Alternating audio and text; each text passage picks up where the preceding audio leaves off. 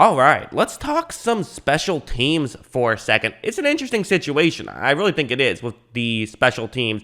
I kind of started making this video thinking it was going to be like a 1-minute quick video. I'd talk about, a couple of stats and then call it a day, just something to talk about heading into the Super Bowl. But I actually think I found some pretty fascinating stuff, especially in the kicking game, although even in the punting game, there's some interesting stuff. So, yeah, let's just get into it. So first, let's look at Evan McPherson's stats. We're going to go through each kicker. So we're starting off with Evan McPherson. And what's kind of surprising is that his numbers in the regular season weren't really that impressive at all. On field goals, he was 28 for 33, which is an 84.8 field goal percentage, which is just 20th in football. So that's not really that great. What's interesting, though, is he was perfect under 40 in terms of field goals, 13 for 13. It was 40 plus. He was actually kind of shaky at just 75% at those ones. On extra points as well, he missed, 2 out of the 48 he kicked. So that's kind of one of those weird stats where, okay, you're talking about literally missing 2. If he makes those 2, now he's perfect. And if he missed 2 more, he'd be last in the NFL. So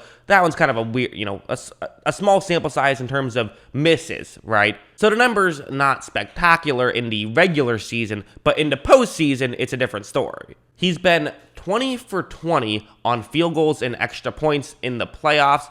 16 of those were field goals, and I was curious as to noting, is it because maybe a lot of them have been shorter field goals, and it's kind of one of those situations where, because he's pretty much automatic under 40, but over 40 is where he gets a little bit of trouble. But no, he's made some legit difficult kicks in the postseason as well. Now, in the Raiders and Chiefs game, he only had one that was really difficult in each of them. The 43-yarder against the Raiders, which even that I'm not sure if I would consider difficult, and then the 52-yarder against the Chiefs, which I would consider difficult. But it was the Titans game that really he was a standout performance, hitting a 52-yarder, a 54-yarder, a 45-yarder, and a 38-yarder. Obviously, he has a field goal in both the Titans and Chiefs game that had a ton of pressure on him, which that's not easy to do because kicking is such a mental sport. So being able to perform under pressure, that's an accomplishment, and he's been able to do that. So this postseason, he's been lights out. He's gotten Justin Tucker comparisons, which is probably unfair. I mean, if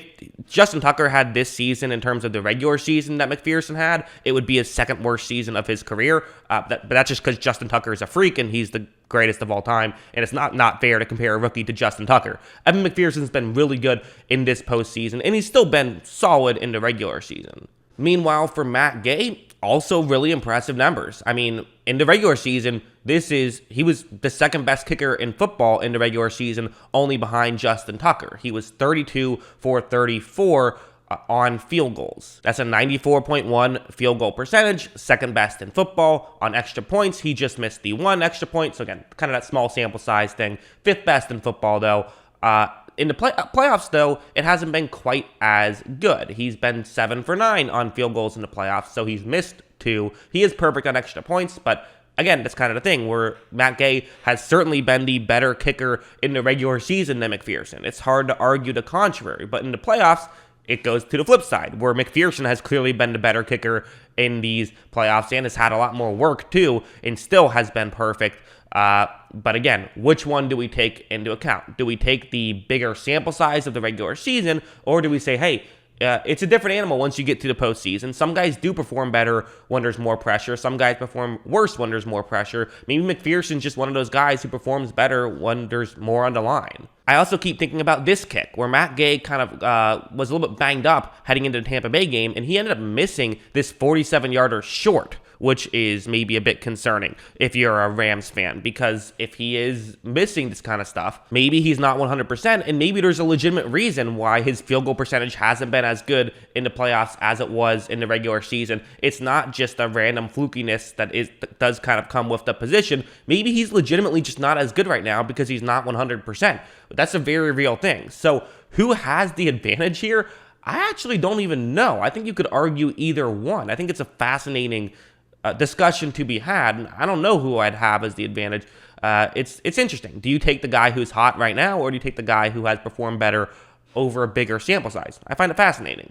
All right, now let's talk some punting. I'm not really going to get into kickoffs. I don't really care about that stuff. It seems like basically the difference between a good kickoff return and a bad kickoff return is almost always the same, unless it's Cordero Patterson running for a touchdown. Neither of these teams have Cordero Patterson, so let's just talk about the punt return game. So the matchups coming up are Johnny Hecker will punt to Trent Taylor. The numbers you see are the PFF grades for their position. So for Johnny Hecker, 9th best punter. Trent Taylor, 23rd best punt returner. You also have Kevin Huber, the 28th best punter according to PFF, who will punt to Brandon Powell, who has actually been the 2nd best punt returner. And then you also have Cooper Kupp, because Cooper Kupp has gotten some punt return action in this postseason, although maybe they shouldn't, because Powell has actually graded better than Kupp. Powell's been good, and I watched some tape, and Powell does appear to be pretty good. Although, let's talk about Trent Taylor first, because Trent Taylor's interesting, and I like what I've seen from Trent Taylor. I think he has some talent. And again, these grades are probably wonky because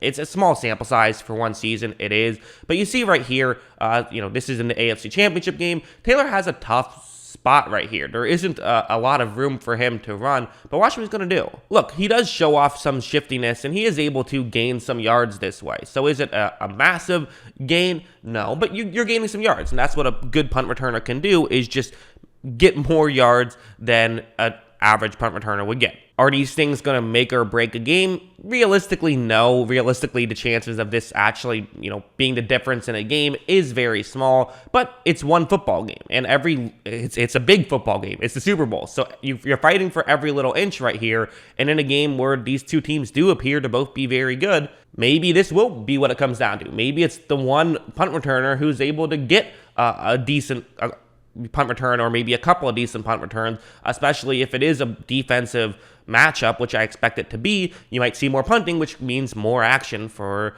some of these guys. Moving over to the Rams now. So what's interesting about the Rams is that, so I've circled right here. Listen, I want to be very clear. I'm not a special teams expert by any means. I am someone who does not really pay too much attention to special teams, especially the punting game. I think that this is kind of something that it matters. There is value there. How much value is it there? So it's not something I pay much attention to. I am not an expert, but when making this video, I can pick up on things. I watched a bunch of punts that these two teams had over, basically this entire second half of the season. I just rewatched all of their punts or punt returns. And I noticed you saw a lot of different stuff that the Rams would throw at you. Like something like this, where they're basically just going to go after the punt right there. And they did this a few times in this game against the 49ers. It wasn't just this one scenario because they're punting at the 50-yard line. They did this, all over the field. As you see, well, it's not going to work out in terms of getting the punt blocked. But what you also notice is that there would be no realistic chance for Cooper Kupp to be able to return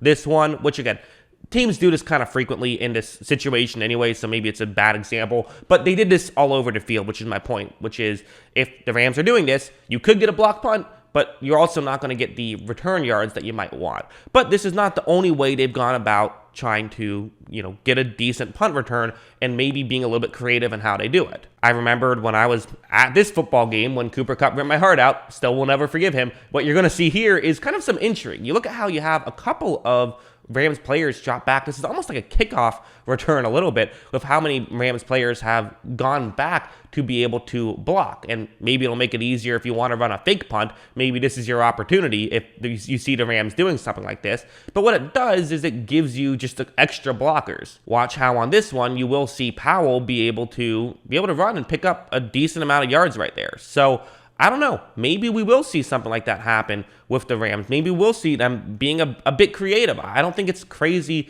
to think that that's something that could happen. So should be interesting. Could be kind of a fun chess match with, Joe DeCamillis, I believe is how you pronounce. That's the Rams special teams coach. And then Darren Simmons is the Bengals special teams coach. Could be an interesting chess match between those two guys. But yeah, that is a special teams breakdown. Again, we're turning over every rock here leading up to the Super Bowl, and so that's why I made this one. What did you guys think of this? Let me know in the comments below. What are your thoughts on all of this stuff? Always love hearing from you. And of course, as always, thanks for watching.